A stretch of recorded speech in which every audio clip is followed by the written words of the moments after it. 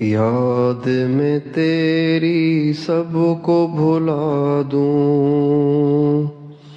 کوئی نہ مجھ کو یاد رہے۔ قیامت سے پہلے حضرت عیسیٰ علیہ السلام آسمان سے اتریں گے۔ پہلے امام مہدی علیہ السلام کا ظہور ہوگا۔ بیت اللہ کے اندر حجر اسود اور مقام ابراہیم کے درمیان اس زمانے کے ساتھ اللہ تعالیٰ کے پسندیدہ بندے ان کے ہاتھ پہ بیعت کریں گے اور ان کو اپنا خلیفہ مانیں گے، اور پھر یہ خبر پھیلتے پھیلتے امت مسلمہ کو پہنچے گی اور امت مسلمہ ان کو اپنا قائد اور لیڈر بنا دے گی۔ ان کا نام محمد ہوگا، ان کے والد کا نام عبداللہ ہوگا، ان کی والدہ کا نام آمنہ ہوگا، اور وہ امام حسن کی اولاد میں سے ہوں گے، حضرت اماں فاطمہ کی نسل میں سے ہوں گے۔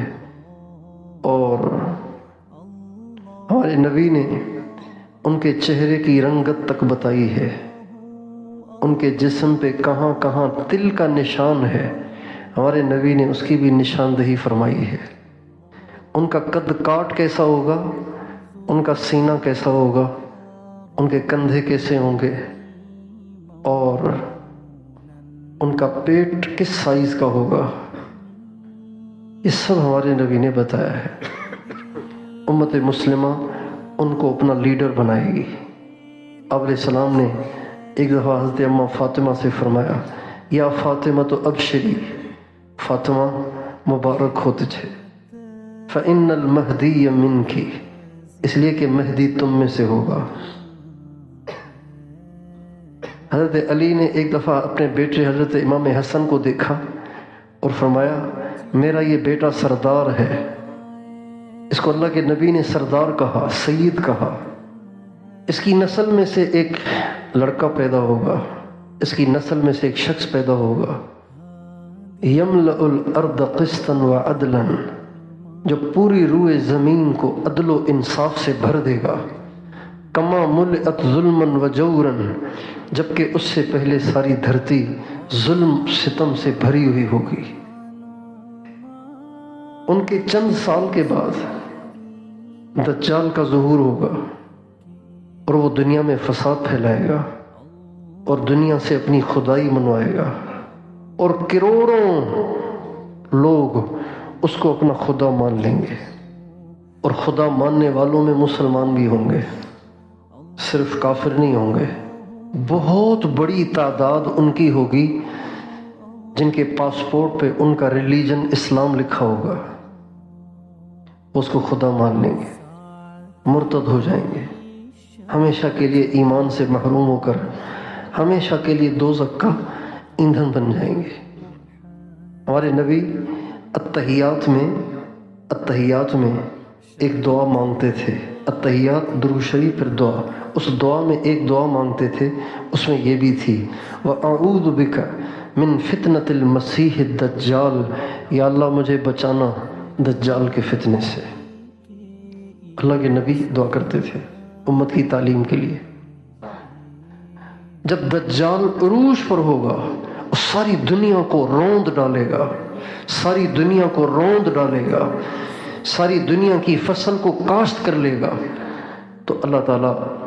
حضرت عیسیٰ علیہ السلام کو دمشق میں مشرقی مینارے پر اتاریں گے۔ وہ دو فرشتوں کے کندھوں پہ سہارا لیے ہوئے زمین پہ اتر رہے ہوں گے،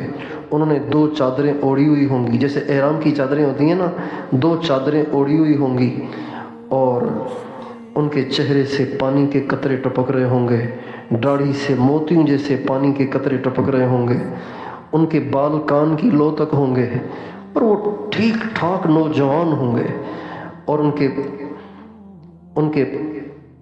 پٹوں سے بھی، ان کے بالوں، ان کی زلفوں سے بھی پانی کے قطرے گر رہے ہوں گے،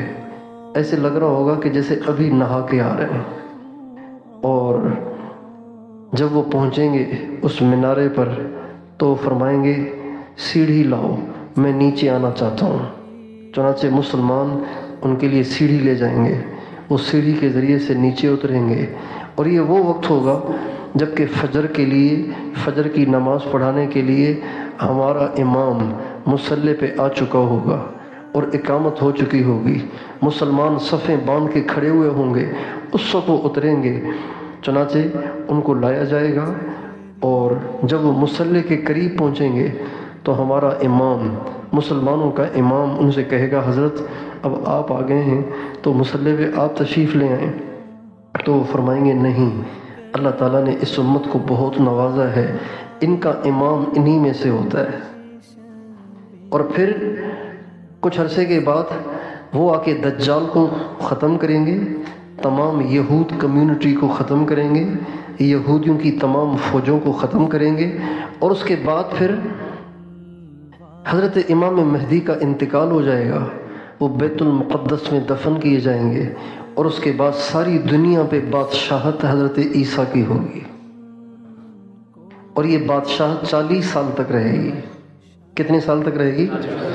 40 سال تک ساری دنیا کے بادشاہ حضرت عیسیٰ ہوں گے، مگر وہ انجیل سے فیصلے نہیں کریں گے، وہ حضرت محمد صلی اللہ علیہ وسلم کی سنت کو ساری دنیا میں زندہ کریں گے۔